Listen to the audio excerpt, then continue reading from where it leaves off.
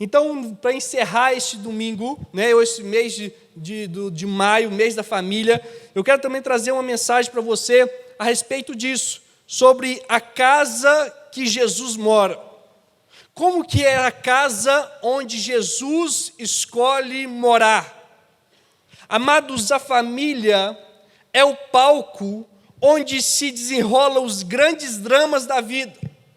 O casamento, a formação da família, é a realização dos sonhos de uns, mas pesadelo de outros.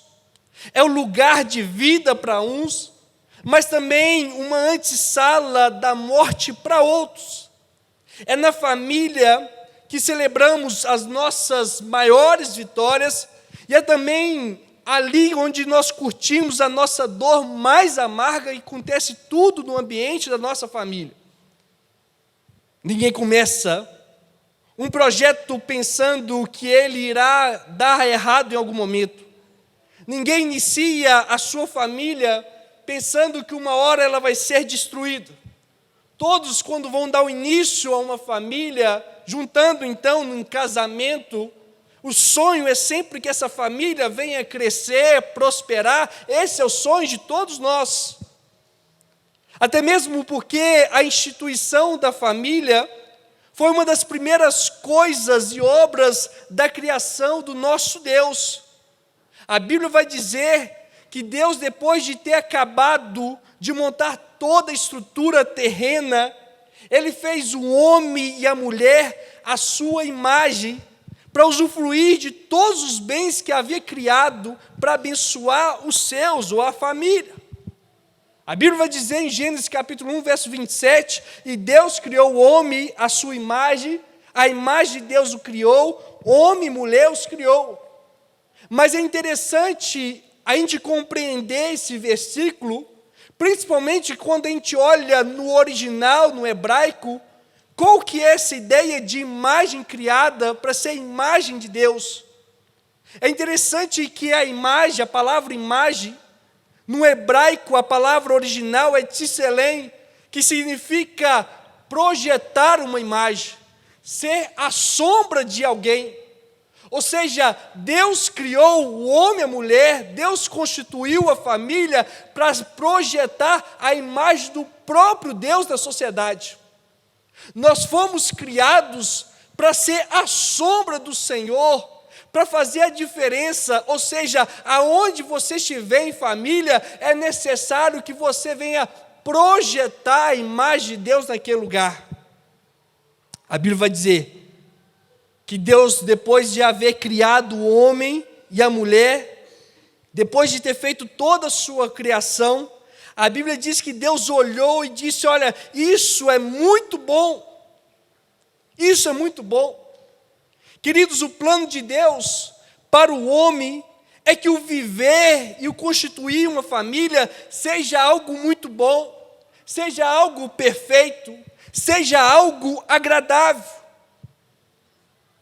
Mas talvez a pergunta que façamos ou fazemos nessa noite é: mas por quê que hoje nós estamos vivendo uma sociedade doentia? Por que que hoje nós estamos vivendo em uma sociedade pecaminosa? Por que que nós estamos vivendo em uma sociedade destruída? Quando a gente pega a ideia que família foi criada para projetar uma imagem, isso demonstra que a sociedade que nós estamos vivendo só está desse jeito porque as famílias também estão sendo destruídas. As famílias estão sendo acabadas na sua essência. A natureza pecaminosa do homem tem sobressaído e tem projetado tudo que o homem de ruim é na sociedade. Por isso nós estamos vivendo uma sociedade doentia. É aquilo que a Bíblia vai dizer de forma muito clara, e eu convido você a abrir a sua Bíblia em 2 Timóteo 3, versículo de 1 a 5. Olha aí, segundo livro de Timóteo, carta enviada pelo apóstolo Paulo ao jovem pastor Timóteo, no capítulo 3, do versículo de 1 a 5. Confere aí.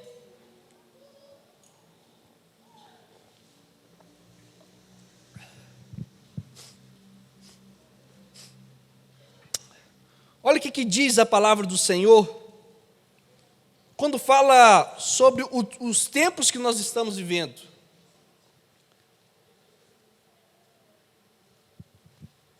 Segundo Timóteo, capítulo 3, do versículo de 1 ao 5. Foi bom quando acendeu a luz, deu para ver o rostinho de cada um, né? Legal ver a igreja cheia, glória a Deus por isso. Olha aí 2 Timóteo capítulo 3, então, a partir do verso 1 ao verso 5, diz assim, olha: sabe, porém, que nos últimos dias haverá tempos difíceis, pois os homens amarão a si mesmos, serão gananciosos, arrogantes, presunçosos, blasfemos, desobedientes aos pais, ingratos, ímpios, sem afeição natural, incapazes de perdoar, caluniadores, descontrolados, cruéis, inimigos do bem, traidores, inconsequentes, orgulhosos, mais amigos dos prazeres do que amigos de Deus, com aparência de religiosidade, mas rejeitam-lhe o poder do Senhor. Afasta-te também desses. Que Deus nos abençoe todas as vezes que nós lemos a sua palavra. Queridos, esse texto expõe o que nós estamos vivendo na sociedade. A sociedade só está vivendo dessa forma porque todas essas características estão presentes no meio do âmbito das famílias. Talvez até haja muitos outros motivos para a desestruturação da família. Por exemplo, um elevado índice de prostituição em todas as mídias, o incentivo extremo a todo tipo de pecado, e querendo ou não, está contaminando os nossos lares. Mas tudo isso só tem acontecido no projeto família, porque se resume a apenas uma coisa: falta a presença de Jesus em nossos lares. Todos os problemas que a sociedade está vivendo, todos os problemas familiares que está acontecendo, é porque falta uma coisa: falta a presença de Jesus nos nossos lares. Quando Deus constituiu a família lá no Jardim do Éden, Adão e Eva, a Bíblia vai dizer que Deus estava presente o tempo todo. Ou seja, era uma família abençoada, era uma família próspera, mas a partir do momento onde o pecado entrou naquela família, distanciou de Deus. Quando o Senhor distanciou da família, começou a gerar todos os problemas da sociedade. Não é diferente daquilo que nós estamos vivendo. Falta a presença de Jesus nos nossos lares. A casa que Jesus habita, a casa em que Jesus mora, esse lugar sim não há espaço para o caráter da natureza pecaminosa humana. Se a família projeta na sociedade a essência dos seus moradores, a única forma de mudar a nossa sociedade é transmitindo ao mundo que dentro do nosso lar existe a presença de Jesus.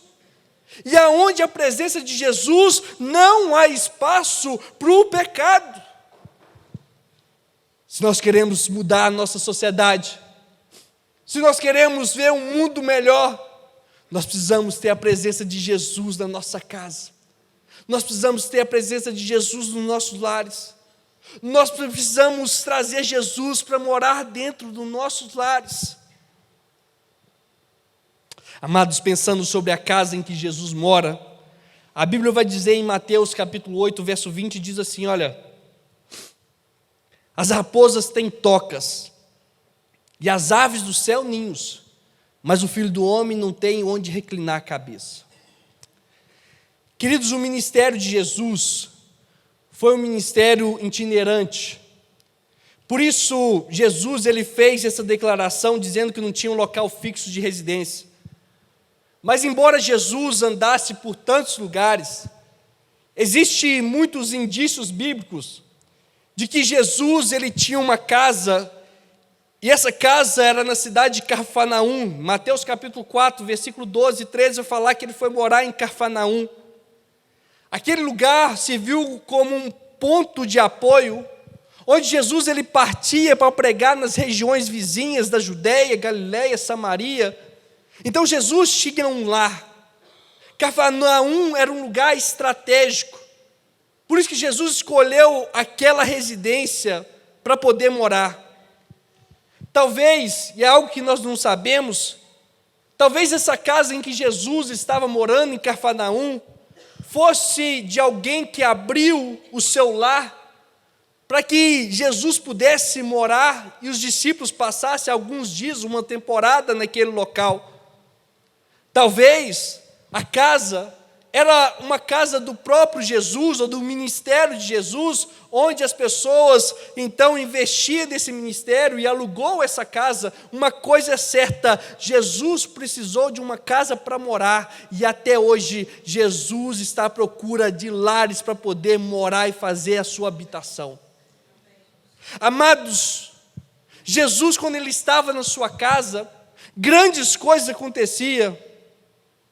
Talvez você se pergunte dizendo, como que era a casa de Jesus? E é essa a pergunta que eu quero te responder nessa noite. Como é a casa em que Jesus passa a morar? Como que é a casa em que Jesus, ele passa a habitar? Eu quero pensar com você nessa noite sobre a casa de Jesus, a partir das referências que citam a residência de Jesus em Cafarnaum, porque foi na casa de Jesus que houve grandes acontecimentos. Eu quero te mostrar alguns acontecimentos que teve e aconteceu na casa de Cristo, do próprio Jesus. Um Jesus que abria a porta de sua casa, para que as maravilhas, os milagres, as grandes coisas acontecessem naquele lugar. Porque aonde Jesus habita, grandes coisas acontecem. Por isso, meu amado irmão, eu quero nessa noite pensar com você, te mostrar como é a casa em que Jesus habita. É o momento de você refletir, é o momento de você olhar para o seu lar, para a sua casa, e ver, será que realmente Jesus tem habitado na minha casa? Porque a casa em que Jesus habita, coisas acontecem. Primeira coisa, a casa em que Jesus habita é um lugar de maravilhas. Milagres acontecem. A casa de Jesus, queridos, estava sempre aberta para multidões. Por isso é um lugar onde sempre acontecia grandes milagres. Quando o povo ficava sabendo que Jesus estava vindo para sua casa, logo todos corriam para lá e o esperavam. Jesus era tão assediado pela multidão, que certa vez os discípulos até se preocuparam, porque Jesus precisava de um descanso e de se alimentar também. Não sei se você lembra, mas existe uma história bíblica muito conhecida, onde alguns amigos levaram um paralítico até uma casa para ser curado. Só que essa casa estava lotada, cheia de gente, e o paralítico não conseguia passar pela porta, tantas pessoas que estavam dentro daquela casa. Então os amigos resolvem ir para o terraço, e ali fazem um buraco e desce o paralítico por uma corda. Sabe que casa que era essa? A casa de Jesus. Foi na casa de Jesus onde esse paralítico, ele foi curado pelo Senhor. É por isso que talvez as pessoas tiveram a liberdade de abrir o teto de uma casa que o teto na época não tinha os telhados como nós temos hoje, mas era feito de barro. Então eles começaram a cavar aquele barro, tirar então alguns pedaços de madeira, fez aquela sujeira toda para descer um paralítico, mas talvez fosse por isso que as pessoas tiveram essa liberdade de abrir aquele telhado, que se fosse a casa de qualquer outra pessoa, talvez não permitisse desmanchar o teto, mas Jesus permitiu para mostrar que em sua casa o céu se abre, porque a casa que Jesus mora é um lugar onde opera milagres. Quando Jesus mora em nossa casa, nós conseguimos sentir o seu poder em cada coisa que acontece. Mesmo quando passamos por lutas, por dificuldades, nós sabemos que ali os céus estão abertos para acontecer coisas sobrenaturais. Se Jesus mora em sua casa, grandes maravilhas vão acontecer. Maravilhas acontecem quando Jesus habita em nosso lar. A pergunta que eu te faço é: no seu lar, na sua casa, tem acontecido maravilhas? Milagres têm acontecido? Porque onde Jesus habita, maravilhas acontecem. Uma segunda coisa, que na casa de Jesus, aonde Jesus habita, é um lugar de amor. O lugar aonde Jesus habita é um lugar de amor. Queridos, a casa de Jesus, ela estava aberta para os pecadores, aos quais ele demonstrava seu perdão e amor por essas vidas. Um exemplo foi de Jesus, quando Jesus ele chamou Mateus, que era um cobrador de impostos, para ser o seu seguidor. E Mateus seguiu Jesus até a sua casa, como registrado em Mateus capítulo 9, verso 9. Quando chegaram à casa de Jesus, começou a aparecer mais pecadores, mais publicanos, mais cobradores de impostos do que os próprios discípulos de Jesus. Então os fariseus, que também estavam ali perseguindo Jesus, acusaram o Senhor de se misturar com pecadores. Mas a reação de Jesus foi mostrar que na sua casa é lugar de acolhimento, de amor, àqueles que estavam sendo desprezados. A casa de Jesus é um lugar de amor, é um lugar de aceitação. Quem esteve presente hoje de manhã, ouviu uma tremenda mensagem de Deus através do pastor Márcio, mostrando que nós precisamos seguir o mandamento e a ordenança de Jesus de amar. Amar acima de todas as coisas. Porque o amor tudo suporta, é isso que a Bíblia vai dizer. Queridos, quem ama de verdade, a casa onde há amor, a igreja onde há amor de verdade, não há espaço para acusação, não há espaço para virar um tribunal.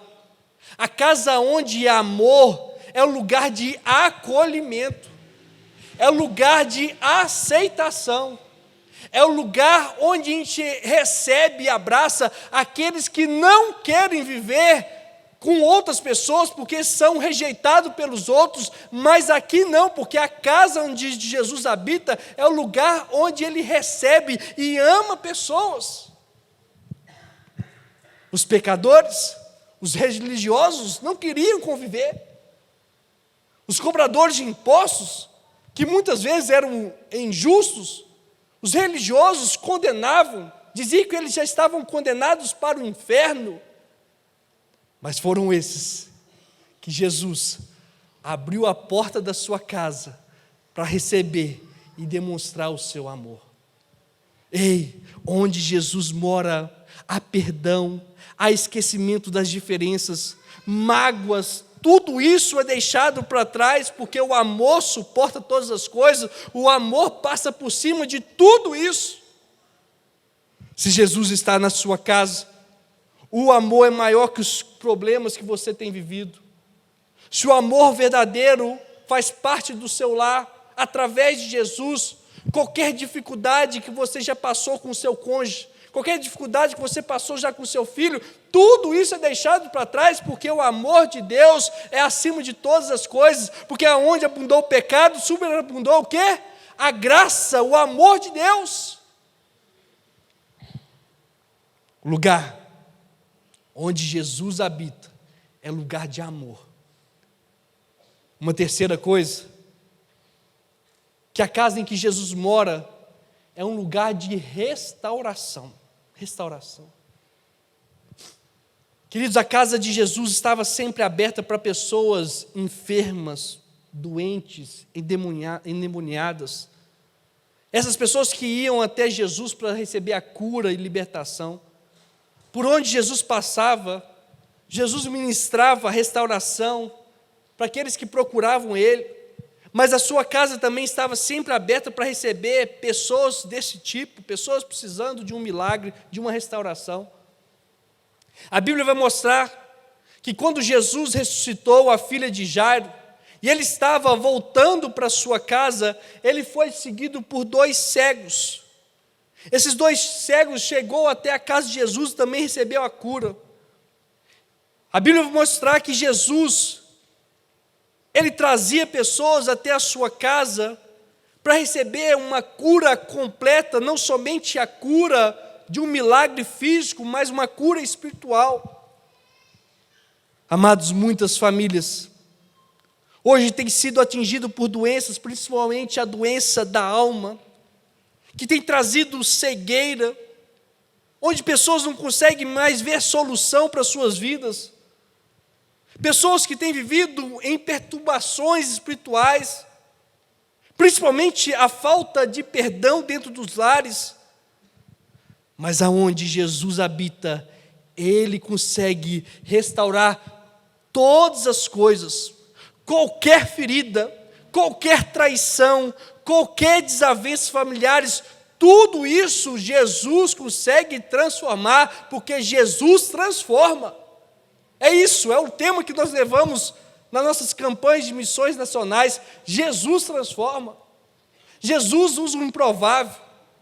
Aquele familiar seu, aquele parente seu, que nesse momento está no mundo das drogas, que está afastado do Senhor, aquele que está longe dos caminhos de Deus, são esses que Jesus está pronto para transformar.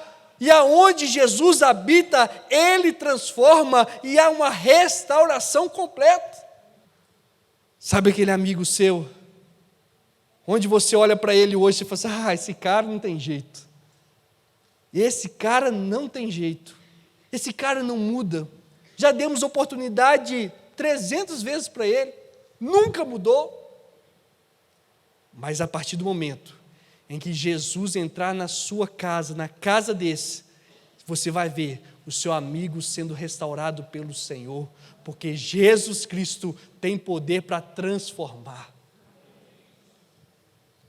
Se Jesus está na sua casa, Ele vai restaurar todas as coisas necessárias. Para isso você precisa de crer que Jesus pode transformar. Mas, queridos, há uma quarta coisa e penúltima coisa, porque a casa onde Jesus habita, a casa onde que Jesus mora é um lugar de edificação. A casa de Jesus também era um lugar para os discípulos ficarem com o mestre. Ali eles ficavam, talvez durante um tempo, e eram treinados, ensinados por meio do Evangelho, das Escrituras. Quando eles faziam suas paradas entre as viagens, talvez para se alimentar, descansar, eles aproveitavam o tempo que estavam na casa de Jesus para ter um aprendizado mais intenso. No texto de Mateus capítulo 13, a partir do verso 44, mostra Jesus ensinando 4 parábolas para os seus discípulos. Isso mostra que Jesus dedicava tempo de ensinamento com os seus discípulos, porque a casa é o lugar onde nós ficamos mais à vontade, mas também a casa é onde nós mostramos quem realmente nós somos. Jesus não ensinava apenas da boca para fora, Jesus trazia as pessoas para dentro do seu lar, mostrando a sua intimidade, dizendo, olha, eu falo aquilo que eu vivo, porque aonde Jesus habita, a casa em que Jesus mora, pessoas são mudadas e são edificadas pela palavra de Deus. Ei, meu irmão, é necessário nós usarmos o nosso tempo com nossos filhos, com a nossa esposa, com o nosso esposo. É necessário usar alguns momentos, tirar as distrações da vida, tirar o uso do celular, tirar o uso da televisão, das séries, dos filmes, e focar naquilo que é essencial, que está aos pés de Jesus. Foi isso que aconteceu quando Jesus foi na casa de Marta e Maria. A Bíblia vai dizer que Marta, ela estava cuidando dos afazeres, quando Maria estava aos pés de Jesus, ouvindo a voz do Mestre. Mas Marta estava mais preocupada em cuidar da casa, em arrumar as coisas. Mas Jesus vai dizer que Maria escolheu o melhor lugar, escolheu a melhor oportunidade, que está aos seus pés. Ei, presta atenção, o melhor lugar que nós podemos estar com a nossa família junto, é quando nós nos reunimos na mesa para orar, para buscar o Senhor. O melhor lugar que nós podemos estar com a nossa família, é quando nós desligamos a televisão, e nós falamos, olha, vamos estudar agora a palavra de Deus. É quando nós aproveitamos a presença do Mestre para aprender o máximo dele, porque através disso nós vamos edificar a nossa casa.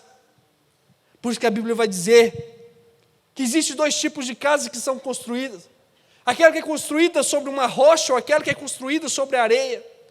Aquela que é construída sobre a areia, qualquer tempestade faz essa casa ser derrubada. Mas aquele que é edificado na rocha, sobre a palavra de Deus, pode vir ventos contrários, pode vir tempestade, essa casa vai sempre se manter de pé. Por isso que onde Jesus habita, a casa é edificada. Mas há uma quinta e última coisa sobre a casa em que Jesus habita. A casa em que Jesus mora é um lugar de provisão. Um lugar de provisão. Queridos, a casa de Jesus estava aberta até mesmo para os cobradores de impostos, como nós vimos. Esses que não eram bem-vindos pelas pessoas, mas Jesus os acolheu. Mesmo sendo da família de Davi, e por isso está isento de pagar impostos, a Bíblia vai dizer que Jesus ele quis dar um bom exemplo para os seus discípulos e para todos nós.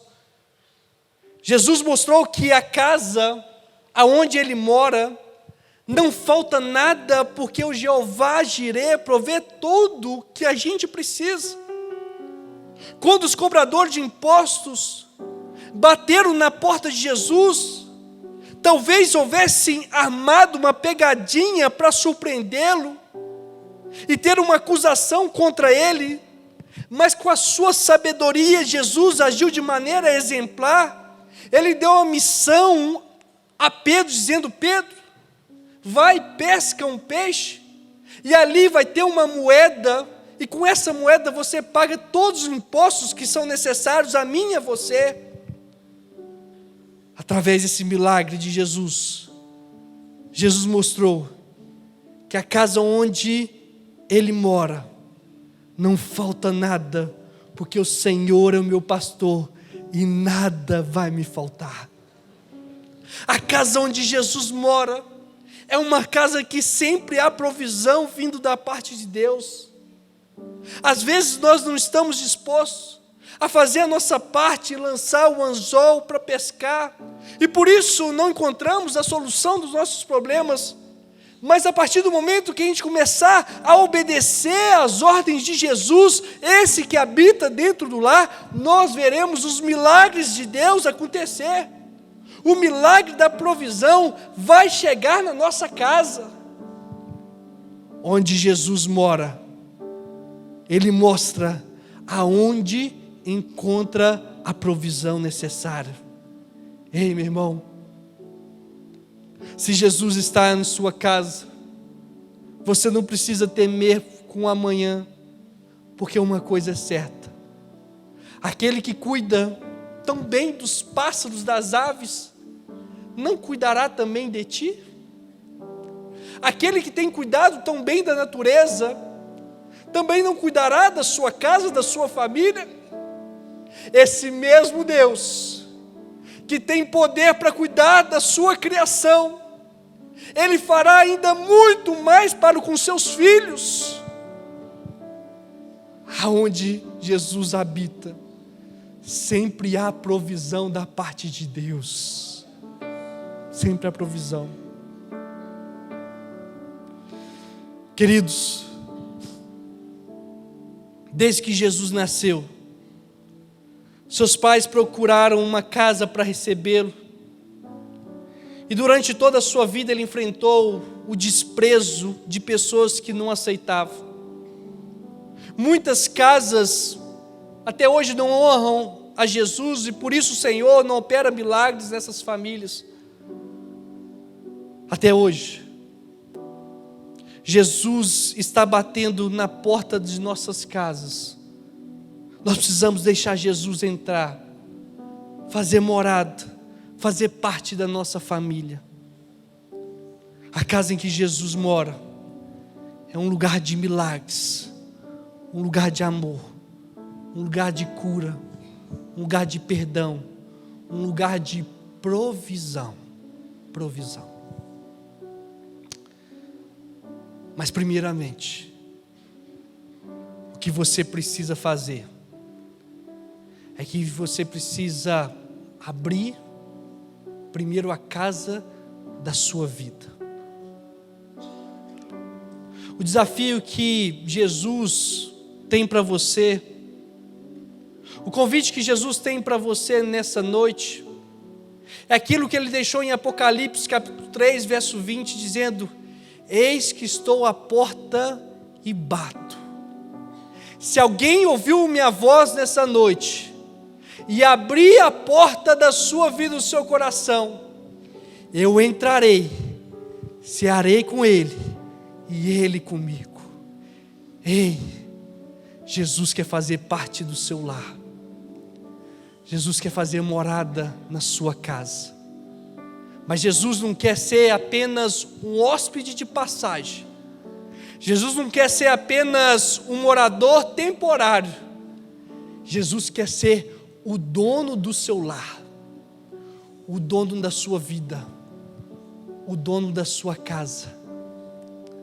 Mas para isso, para que tudo isso que Jesus pode fazer venha acontecer na sua vida, na sua casa, é necessário nessa noite você dizer: Senhor, eu abro o meu coração para que o Senhor venha fazer morada e se tornar dono da minha vida.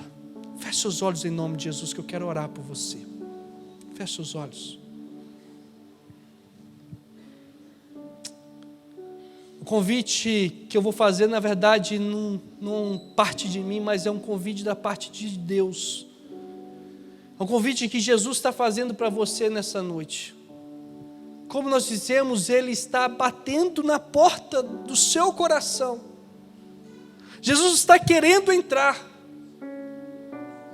Não é você que está convidando Jesus simplesmente, não. Ele que primeiro tomou a iniciativa de te amar do jeito que você é. Independente do que você fez até aqui, independente de como você tem levado sua vida até aqui, é Jesus que te amou primeiro, e Ele está batendo na porta do seu coração, dizendo: ei, abre a porta que eu quero entrar e morar com você. Eu quero ser o seu dono, eu quero ser a sua provisão, eu quero trazer o amor, eu quero restaurar a sua vida, eu quero restaurar os teus sonhos. Jesus está batendo na porta do seu coração.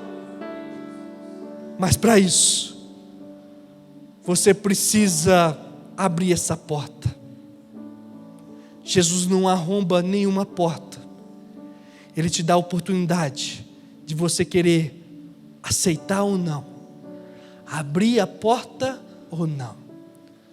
Por isso, meu amado irmão, nesse convite que Jesus está fazendo para você nessa noite, se você quer ter a presença de Jesus na sua vida, se você quer entregar a chave da sua casa para o Senhor, dizer: Senhor, agora a casa não é minha, a vida não é minha mais, Senhor, mas a vida está em tuas mãos, a minha família está em tuas mãos. Se você quer fazer e tomar essa decisão nessa noite, ninguém está olhando para você, onde você estiver, gostaria que você levantasse uma das suas mãos, em nome de Jesus.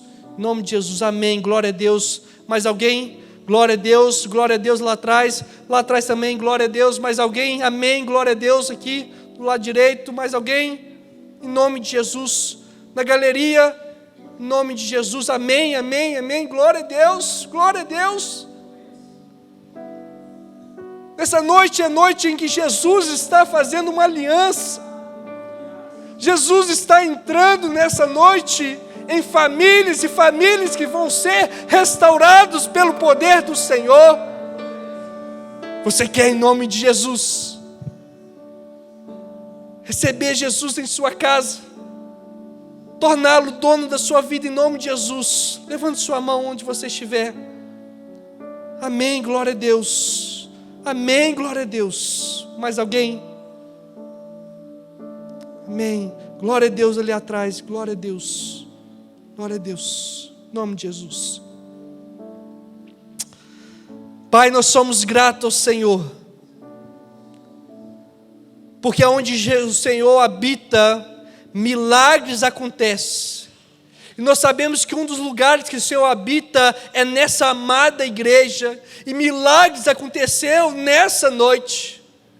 Pai, obrigado porque o Senhor é aquele que tem poder para transformar e restaurar vidas, e nós cremos no Senhor que isso está acontecendo a partir de agora.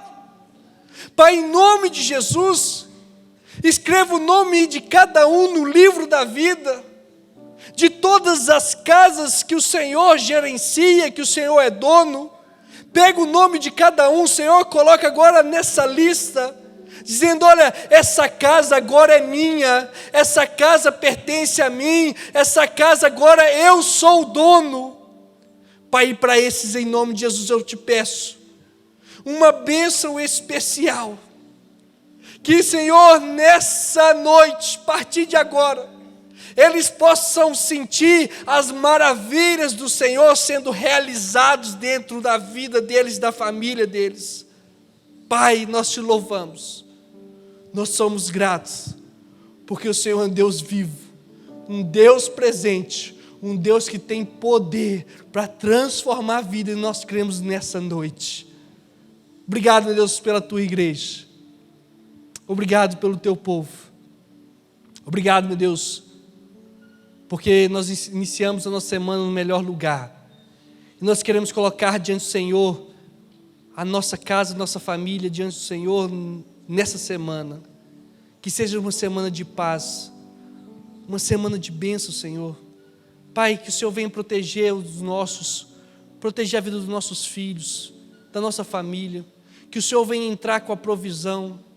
Aqueles, meu Deus, que talvez estão esperando a resposta de algum exame médico realizado, Pai, em nome de Jesus, que o Senhor venha operar milagres também através desses exames, Senhor. Pai, se alguém está esperando, meu Deus, alguma resposta vindo da justiça, Pai, nós sabemos que o Senhor é o Deus da justiça, e por isso, no tempo certo, o Senhor vai agir. Nós cremos que essa semana também será a semana de respostas, Pai. Pai, em nome de Jesus, nós colocamos a nossa vida diante do Senhor. Nos leva, Pai, em paz para os nossos lares. Nos dê uma semana de paz. E que a graça do nosso Senhor Jesus Cristo, o imensurável amor de Deus e as doces consolações do Espírito Santo estejam com todos aqui presentes nessa noite, com todo o povo do Senhor espalhado pela terra, desde agora e para sempre. E o povo de Deus diz: amém, amém.